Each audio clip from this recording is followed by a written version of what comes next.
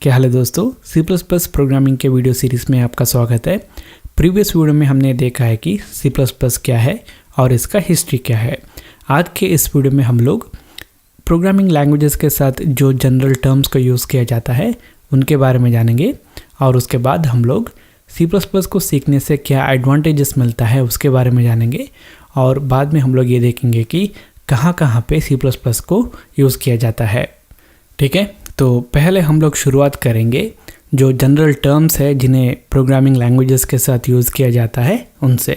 तो पहला general term है वो है जनरल पर्पस प्रोग्रामिंग लैंग्वेज। तो यहाँ पे इसका मतलब क्या है, जब हम लोग ये कहते हैं कि एक प्रोग्रामिंग लैंग्वेज जो है वो एक जनरल पर्पस प्रोग्रामिंग लैंग्वेज है, उसका मतलब ये होता है कि उस प्रोग्रामिंग लैंग्वेज को यूज़ करके डिफरेंट तरीके के एप्लीकेशंस को क्रिएट किया जा सकता है। ये जो C++ है ये एक जनरल पर्पस प्रोग्रामिंग लैंग्वेज है। उसका मतलब ये है कि C++ को यूज़ करके आप लोग बहुत तरीके के एप्लीकेशंस को क्रिएट कर सकते हैं। जब हम लोग C++ को कहाँ कहाँ पे यूज़ किया जाता है उसके बारे में देखेंगे तो आपको एक आइडिया आ जाएगा कि क्यों हम लोग C++ को जनरल पर्पस प्रोग्रामिंग लैंग्वेज कहते हैं। तो नेक्स्ट एक जनरल टर्म है वो है कि मिडिल लेवल लैंग्वेज है। अगर आपने मेरा introduction to computer programming video देखा है तो उस वीडियो में मैंने कहा था कि प्रोग्रामिंग लैंग्वेजेस को हमने 3 कैटेगरी में डिवाइड किया है।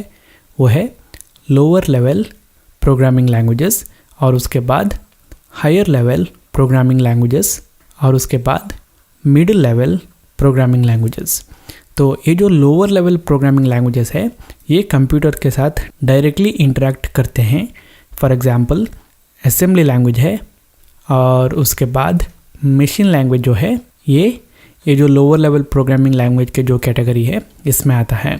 उसके बाद हायर लेवल लैंग्वेजेस है और ये हायर लेवल लैंग्वेजेस प्रोग्रामर को बहुत सारे फीचर्स देते हैं और यहाँ पे प्रोग्रामर जो है वो इंग्लिश जैसे दिखने वाला लैंग्वेज में कोड कर सकता है। और उसके बाद कुछ लैंग्वेजेस है जो ये जो लोअर लेवल लैंग्वेजेस है उनके फीचर को भी प्रोवाइड करते हैं और ये जो हायर लेवल लैंग्वेजेस है उनके फीचर को भी प्रोवाइड करते हैं। तो ऐसे लैंग्वेजेस को हम लोग इस मिडिल लेवल लैंग्वेज की कैटेगरी में डालते हैं। For example C programming language जो है ये एक मिडिल लेवल प्रोग्रामिंग लैंग्वेज है और ये C++ जो है ये भी मिडिल लेवल प्रोग्रामिंग लैंग्वेजेस के कैटेगरी में आता है। तो अभी C++ जो है ये एक मिडिल लेवल प्रोग्रामिंग लैंग्वेज है।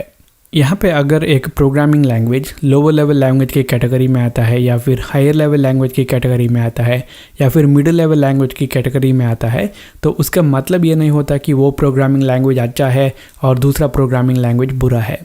कोई भी प्रोग्रामिंग लैंग्वेज परफेक्ट नहीं है। हर एक प्रोग्रामिंग लैंग्वेज का प्रोस होता है और कॉन्स होता है। और नेक्स्ट जो टर्म नॉर्मली यूज़ किया जाता है वो है कंपाइल्ड लैंग्वेज। तो कंपाइल्ड लैंग्वेज का मतलब क्या होता है, तो अभी आपको ये पता चला है कि हमारा C++ जो है ये एक मिडिल लेवल लैंग्वेज है। तो इसको यूज़ करके जो कोड लिखा जाता है प्रोग्रामर को इस कोड को देखते ही पता चलता है कि क्या क्या हो रहा है। पर कंप्यूटर जो है ये सिर्फ मशीन लैंग्वेज को समझते हैं या फिर बाइनरी लैंग्वेज को समझते हैं जो 0 और 1 को कंटेन करता है। तो ये जो C++ कोड हम लोग लिखते हैं इसे हम लोग डायरेक्टली कंप्यूटर पे एग्जीक्यूट नहीं कर सकते। इसको हमें अभी ये जो फॉर्म है इस फॉर्म से इस फॉर्म पे कन्वर्ट करना होगा ताकि कंप्यूटर जो है वो इसे समझ सके और इसे एग्जीक्यूट कर सके। 2 तरीके हैं जहाँ पे एक फॉर्म में जो कोड है उसे दूसरे फॉर्म में कन्वर्ट करके एग्जीक्यूट किया जाता है। पहला है कंपाइलेशन मेथड और दूसरा है इंटरप्रिटेशन मेथड। यहाँ पे ये C++ जो है ये कंपाइलेशन मेथड को यूज़ करता है। इस कंपाइलेशन मेथड में क्या होता है, जो सोर्स कोड C++ को यूज़ करके लिखा जाता है ये जो सारा कोड है इसे एक ही बार में कन्वर्ट किया जाता है ताकि कंप्यूटर जो है वो उसे समझ सके। और ऐसे करने के लिए कंपाइलर नाम के एक सॉफ्टवेयर को एक प्रोग्राम को यूज़ किया जाता है। C++ को यूज़ करके लिखा हुआ कोड को ऐसे कन्वर्ट करने के लिए C++ लैंग्वेज के लिए एक कंपाइलर को बनाया गया है, उसे यूज़ किया जाता है।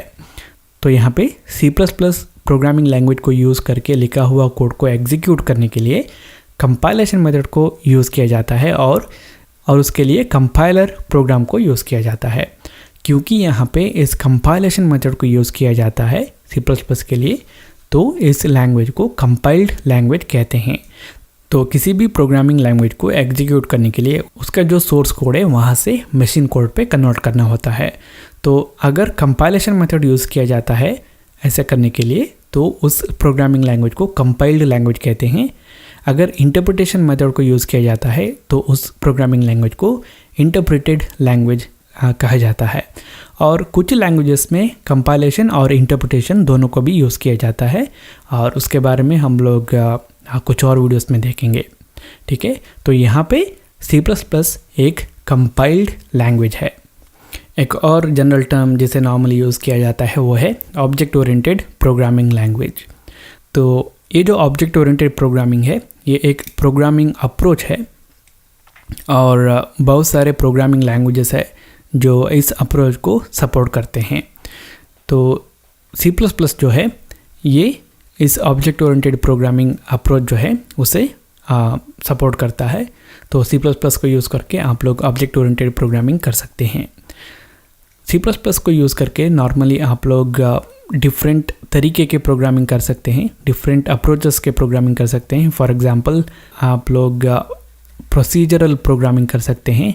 C प्रोग्रामिंग लैंग्वेज को यूज़ करके हम लोग प्रोसीजरल प्रोग्रामिंग करते हैं। तो C++ को यूज़ करके आप लोग ऐसे कोडिंग भी कर सकते हैं। उसके बाद अभी हमने देखा है ऑब्जेक्ट ओरिएंटेड प्रोग्रामिंग भी कर सकते हैं। इसके बारे में आप लोग इस वीडियो सीरीज़ में सीखेंगे। उसके बाद आप लोग जेनेरिक प्रोग्रामिंग भी कर सकते हैं टेम्पलेट्स को यूज़ करके। इसके बारे में भी आप लोग देखेंगे इस वीडियो सीरीज़ में। उसके बाद आप फंक्शनल प्रोग्रामिंग भी कर सकते हैं।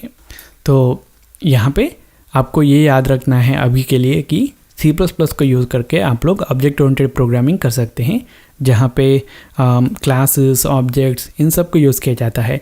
अभी आपको इसके बारे में ज़्यादा सोचने की ज़रूरत नहीं है, आप लोग इसके बारे में इस वीडियो सीरीज़ में डिटेल में सीखने वाले हैं। तो अभी हमने कुछ जनरल टर्म्स के बारे में देखा है, और हमने ये भी देखा है कि क्या आप C++ के लिए उन जनरल टर्म्स को यूज़ कर सकते हैं। तो अगर कोई आपसे अभी पूछता है कि C++ क्या है, तो आप लोग उन्हें बता सकते हैं कि C++ जो है ये एक general purpose object oriented compiled middle level programming language है। और आपको अभी ये पता भी है कि ये जो टर्म्स है इनका मतलब क्या है। तो अभी हम लोग ये देखेंगे कि अगर आप लोग C++ प्रोग्रामिंग लैंग्वेज को सीखते हैं तो आपको क्या क्या फ़ायदा होता है। तो पहली बात ये है कि ये C++ जो है ये एक रिलायबल प्रोग्रामिंग लैंग्वेज है, और इसे यूज़ करके आप लोग ऐसे कोड लिख सकते हैं जो अच्छा परफॉर्मेंस देते हैं। और C++ को यूज़ करके आप लोग जो प्रोग्राम लिखेंगे वो बहुत फास्ट रन हो जाता है, मतलब परफॉर्मेंस अच्छा मिलता है, और ये एक एफिशिएंट लैंग्वेज है। अगर आप इस C++ सीखते हैं तो आपको ये जो ऑब्जेक्ट ओरिएंटेड प्रोग्रामिंग अप्रोच है इसके बारे में बहुत अच्छी तरीके से समझ में आएगा। ऑब्जेक्ट ओरिएंटेड प्रोग्रामिंग अप्रोच को सीखने के लिए C++ एक बेस्ट लैंग्वेज है। तो इसका क्या फ़ायदा है? अगर आप C++ सीखते हैं तो आपको पहली बात है आपको एक अच्छा सा प्रोग्रामिंग लैंग्वेज की जानकारी होती है। दूसरी बात है ऑब्जेक्ट ओरिएंटेड प्रोग्रामिंग अप्रोच जो है उसके बारे में आपको बहुत अच्छी तरीके से समझ में आएगा।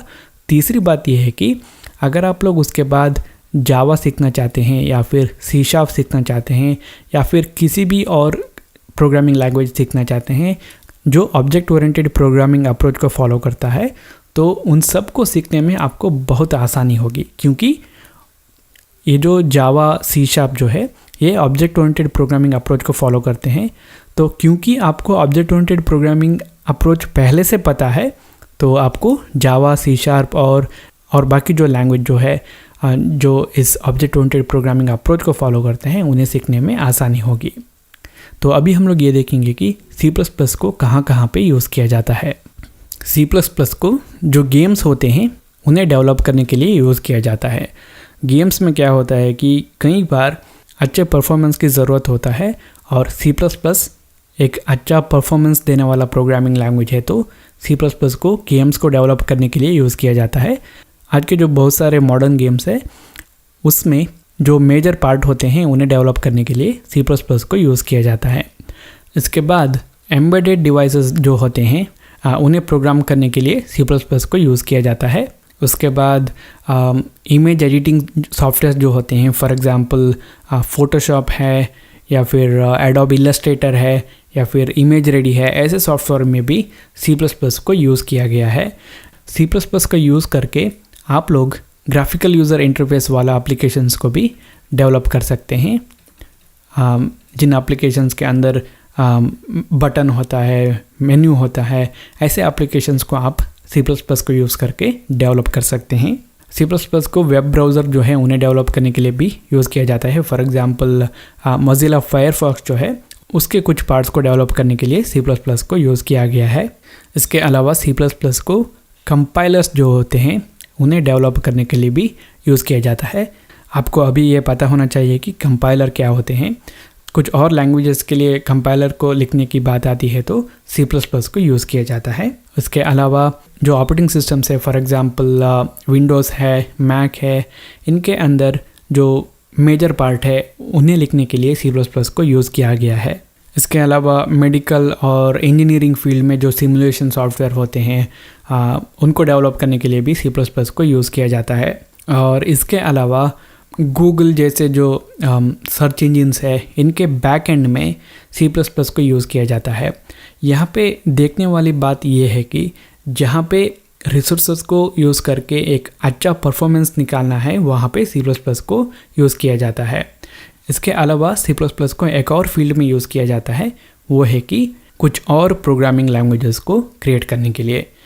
जावा प्रोग्रामिंग लैंग्वेज जो है इसको C++ प्रोग्रामिंग लैंग्वेज को यूज़ करके डेवलप किया गया है। तो C++ का बहुत सारे यूज़ है। पहले हमने बताया था कि C++ जो है ये एक जनरल पर्पस प्रोग्रामिंग लैंग्वेज है। तो अभी यहाँ पे आप ये देख के समझ सकते हैं कि C++ को हम लोग क्यों जनरल पर्पस प्रोग्रामिंग लैंग्वेज कहते हैं। इसे यूज़ करके आप लोग डिफरेंट तरीके के एप्लीकेशंस को, प्रोग्राम्स को डेवलप कर सकते हैं। तो ये हुआ दोस्तों इस वीडियो के लिए। अगर आपको ये वीडियो अच्छा लगा तो लाइक कीजिए, अच्छा नहीं लगा तो डिसलाइक कीजिए। अगर आप लोग कुछ कहना चाहते हैं तो उसे कमेंट कीजिए और इसी तरह के और वीडियोस देखने के लिए मेरे इस चैनल पे सब्सक्राइब कीजिए। इस वीडियो को देखने के लिए बहुत बहुत शुक्रिया। मैं आप लोगों को नेक्स्ट वीडियो पे मिलूँगा।